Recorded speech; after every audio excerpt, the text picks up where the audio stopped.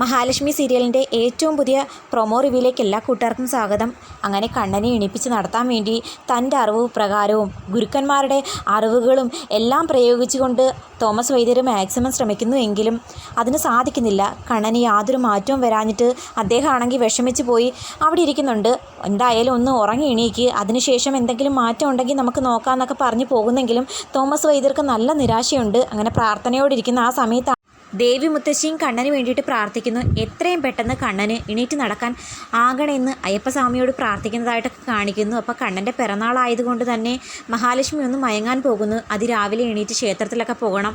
അതേസമയം നമ്മുടെ കണ്ണനാണെങ്കിൽ ഒന്ന് ഉറങ്ങി എണീറ്റതിന് ശേഷം പെട്ടെന്നൊരു ഉയർത്തുവിളി കിട്ടിയതുപോലെ തന്നെ എണീറ്റിരിക്കുന്നു. അതിനുശേഷം കാൽപാദം നിലത്ത് കുത്തി നിൽക്കുന്നതായിട്ടൊക്കെ കാണിക്കുന്നു. ശരിക്കും പറഞ്ഞാൽ കണ്ണന് പോലും വിശ്വസിക്കാൻ പറ്റുന്നില്ല തനിക്കുണ്ടായ മാറ്റം എന്താണെന്ന്. പെട്ടെന്നൊരു ഇടിമിന്നൽ ഏൽക്കുന്നത് പോലെയാണ് കണ്ണനിലെ മാറ്റം. അങ്ങനെ എണീറ്റ് പെല്ലെ നടന്നു വരുന്ന കണ്ണനാണെങ്കിൽ തോമസ് വൈദ്യരെ കാണാൻ പോകുന്നു. അദ്ദേഹത്തിൻ്റെ റൂമിൻ്റെ വാതിക്കെ ചെന്ന് ഡോറ് തട്ടി വിളിക്കുമ്പം ആരാണെന്നറിയാൻ വേണ്ടിയിട്ട് വൈദ്യർ വന്ന് ഡോറ് തുറന്ന് നോക്കുന്നത് കണ്ണനെ കണ്ട് ആകെ അതിശയിച്ച് നിൽക്കുന്നുണ്ട് തോമസ് വൈദ്യരും. തൻ്റെ കണ്ണുകൾക്ക് പോലും വിശ്വസിക്കാൻ പറ്റുന്നില്ല ഈ കാഴ്ച. മാറ്റമുണ്ടായതായി തോന്നിയിരുന്നില്ല. അതിൻ്റെ നിരാശയിലിരുന്ന തോമസ് വൈദ്യർക്ക് വിശ്വസിക്കാൻ പറ്റുന്നില്ല കണ്ണൻ്റെ മാറ്റം. ഈ കാഴ്ച എന്തായാലും ആ പെൺകുട്ടി കാണണം. അവൾക്ക് ഒരുപാട് സന്തോഷമാകും. എൻ്റെ പൊന്നു കണ്ണ, ദൈവങ്ങളെ വിളിച്ചതിന് ഒരർത്ഥമുണ്ടായല്ലോ, എനിക്ക് സന്തോഷമായി. നമുക്ക് എത്രയും പെട്ടെന്ന് മഹാലക്ഷ്മിയെ കാണാൻ പോകാമെന്ന് പറയുമ്പോൾ കണ്ണനും പറയുന്നു, ആദ്യം വൈദ്യരെ ഈ വിവരം അറിയിച്ചതിന് ശേഷം മഹാലക്ഷ്മിയെ കാണാമെന്നായിരുന്നു വിചാരിച്ചത്. നമുക്ക് മഹിയുടെ റൂമിലേക്ക് പോകാം. അങ്ങനെ മന്ദം പിച്ച് വെച്ച് നടക്കുന്നത് പോലെയാണ് കണ്ണൻ നടന്നു വരുന്നത്.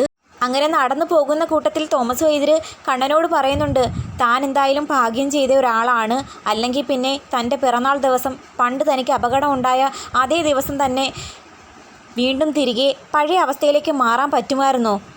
മഹാലക്ഷ്മിയുടെ പ്രാർത്ഥന ഒന്നുകൊണ്ട് മാത്രമാണ് തനിക്ക് ഇത്രയും വലിയ മാറ്റം ഉണ്ടായെന്ന എൻ്റെ വിശ്വാസം. അതേസമയം കണ്ണൻ പറയുന്നു, പരസഹായം ഇല്ലാതെ ഞാനൊന്ന് നടന്നു കാണാൻ ഒരുപാട് അയാൾ ആഗ്രഹിച്ചിരുന്നു. എൻ്റെ എല്ലാ കുറവുകളും അറിഞ്ഞാണ് അവൾ എൻ്റെ ജീവിതത്തിലേക്ക് വന്നത്. ഇപ്പം എൻ്റെ ഈ മാറ്റം കണ്ട് ഏറ്റവും കൂടുതൽ സന്തോഷിക്കാൻ പോകുന്ന ഒരാളായിരിക്കും മഹാലക്ഷ്മി.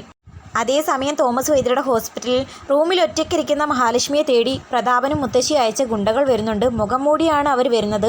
മുമ്പൊരിക്കൽ കണ്ണനെ അപായപ്പെടുത്താൻ മേഘനാഥൻ ഗുണ്ട അയച്ചതിന് ശേഷം ഭയങ്കര സെക്യൂരിറ്റിയൊക്കെ ഉണ്ടായിരുന്നു. എന്നാൽ ഇത്തവണ അവരാരും പ്രതീക്ഷിച്ചിരുന്നില്ല തങ്ങളെ തേടി ഇത്തവണയും കൊല്ലാൻ ആളെ വിടും ഈ ദുഷ്ടശക്തികളെന്ന്. ഒറ്റയ്ക്കിരുന്ന മഹാലക്ഷ്മിയെ തേടി ഗുണ്ടകൾ വന്ന് ഡോറി തട്ടി വിളിക്കുമ്പോൾ മഹാലക്ഷ്മി ആദ്യം കരുതും കണ്ണേട്ടനോ അല്ലെങ്കിൽ തോമസ് വൈദ്യരോ ആയിരിക്കുമെന്ന്. അതും പ്രകാരം വന്ന് ഡോറ് തുറന്ന് നോക്കുന്ന സമയത്ത് ആരും കാണുന്നില്ല. എന്നാൽ പിന്നാലെ ആ ഗുണ്ടകളിൽ ഒരാൾ ക്ലോറോഫോം മഹാലക്ഷ്മിയുടെ മൂക്കി പൊത്തിക്കുന്നുണ്ട്. അതേ തുടർന്ന് മഹാലക്ഷ്മിക്ക് ബോധം നഷ്ടമാകുന്നു. മറ്റാരും അറിയുന്നതിന് മുമ്പ് മഹാലക്ഷ്മിയെ കാറിൻ്റെ ഡിക്കിയിലാക്കി തട്ടിക്കൊണ്ടു പോകുന്നു. എന്നിട്ട് പ്രതാപനും മുത്തശ്ശിയും കാത്തിരിക്കുന്ന ആ ഗുണ്ടാ സങ്കേതത്തിലേക്ക് മഹാലക്ഷ്മിയെ കൊണ്ടെത്തിക്കുന്നു. അങ്ങനെ റൂമിലേക്ക് ചെല്ലുന്ന തോമസ് വൈദ്യരും കണ്ണനും കാണുന്നത് ഡോറ് തുറന്നു കിടക്കുന്നതാണ്. ദൂരെന്ന് കണ്ടതേ കണ്ണനും തോമസ് വൈദ്യർക്കും ചെറിയ ആശങ്കയുണ്ടാകുന്നു. അകത്തേക്ക് ചെന്ന് നോക്കുമ്പോഴത്തേക്കും മഹാലക്ഷ്മിയെ കാണുന്നില്ല. മഹാലക്ഷ്മി എവിടെ പോയെന്നറിയാതെ അവരെല്ലാം വിഷമിക്കുന്നു. മാത്രമല്ല അവിടുത്തെ ജോലിക്കാരെ കൊണ്ടും വൈദ്യരുമെല്ലാം മഹാലക്ഷ്മിക്ക് വേണ്ടി അവിടെ പരിശോധന നടത്തുന്നു. എന്നിട്ടും കണ്ടു കിട്ടാതായതിനെ തുടർന്ന് മിക്കവാറും മാർക്കോയെയോ അല്ലെങ്കിൽ സാഗറിനെയോ വിവരം അറിയിക്കാൻ ചാൻസ് ഉണ്ട്. മഹാലക്ഷ്മിയെ കാണാതായിട്ടുണ്ടെങ്കിലോ അല്ലെങ്കിൽ അവൾക്ക് എന്തെങ്കിലും ആപത്ത് സംഭവിച്ചിട്ടുണ്ടെങ്കിലോ പിന്നിൽ ഉറപ്പായിട്ട് മേഘനോ പ്രതാപനോ വാമദേവനോ ഉണ്ണിയോ കരുണയോ അവരിൽ ആരെങ്കിലും ആയിരിക്കും എന്നുള്ള കാര്യം കണ്ണനും തോമസ് വൈദ്യർക്കും മാർക്കോയ്ക്കും സാഗറിനുമൊക്കെ അറിയാവുന്നത് കൊണ്ട് ആ വഴിക്കേ അന്വേഷണം പോകുകയുള്ളൂ. തോമസ് വൈദ്യരും ജയപാലനും കണ്ണനെ ആശ്വസിപ്പിക്കുന്നു. മഹാലക്ഷ്മി എവിടെ ഉണ്ടെങ്കിലും ഞങ്ങൾ കണ്ടുപിടിച്ച് തരുന്നതായിരിക്കും. കണ്ണൻ ഒരു കാരണവശാലും വിഷമിക്കാൻ പാടില്ല. തിരിച്ച് ആരോഗ്യം കിട്ടിയ ഈ സമയത്ത് മനസ്സിന് വിഷമിപ്പിക്കുന്ന ഒരു കാര്യങ്ങളും നടക്കാൻ പാടില്ലാത്തതായിരുന്നു. ഇങ്ങനൊരു സംഭവം നടന്നത് ഔപചാരികമായിട്ടാണ്. എങ്കിലും ദുഷ്ടശക്തികൾ ഈ രാത്രി വന്ന് മഹാലക്ഷ്മിയെ അപായപ്പെടുത്തുമെന്ന് വിചാരിച്ചിരുന്നതേയില്ല. അങ്ങനെ കരുതിയിരിക്കണമായിരുന്നു. നമ്മുടെ ഭാഗത്തും തെറ്റുണ്ട്, കണ്ടുപിടിക്കാനായിട്ട് ആളെ അയച്ചിട്ടുണ്ട് എന്നൊക്കെ പറഞ്ഞ് സമാധാനിപ്പിക്കുന്നു. അതേസമയം പേടിച്ചരണ്ട് നമ്മുടെ മഹാലക്ഷ്മി ആ ഗുണ്ടകൾക്ക് നടുവിൽ ഇങ്ങനെ നിൽക്കുന്ന സമയത്താണ് പ്രതാപനും മുത്തശ്ശി അങ്ങോട്ടേക്ക് വരുന്നത്. അപ്പം മുത്തശ്ശി പറയുന്നു, എൻ്റെ കുഞ്ഞിൻ്റെ കണ്ണീരിന് കാരണക്കാരിയെ ഈ നിൽക്കുന്ന ഇവളിനി ഒരു നിമിഷം പോലും ജീവിച്ചിരിക്കാൻ പാടില്ല. ആ സമയത്ത് പ്രതാപനാണെങ്കിൽ കയ്യിലിരിക്കുന്ന തോക്കെടുത്ത് മഹാലക്ഷ്മിക്ക് നേരെ ചൂണ്ടുന്നുണ്ട്. ഇനി ഒരു നിമിഷം പോലും ഇവളെ ജീവനോടെ വിട്ടേക്കാൻ പാടില്ല. വിട്ടുകഴിഞ്ഞാൽ നമ്മുടെ പേരക്കുഞ്ഞിനെ കൊന്നതുപോലെ കരുണമോളെയും കൊന്നുനാകും, അതുകൊണ്ട് വെക്കടാ വെടി എന്ന് പറയുമ്പോൾ മഹാലക്ഷ്മിക്ക് നേരെ തോക്കും പിടിച്ചു നിൽക്കുന്ന പ്രതാപനെയും കാണിച്ചുകൊണ്ടാണ് പ്രൊമോ അവസാനിക്കുന്നത്. അപ്പം എന്തായാലും മാർക്കോ വന്ന് രക്ഷപ്പെടുത്തും, അല്ലെങ്കിൽ സാഗർ.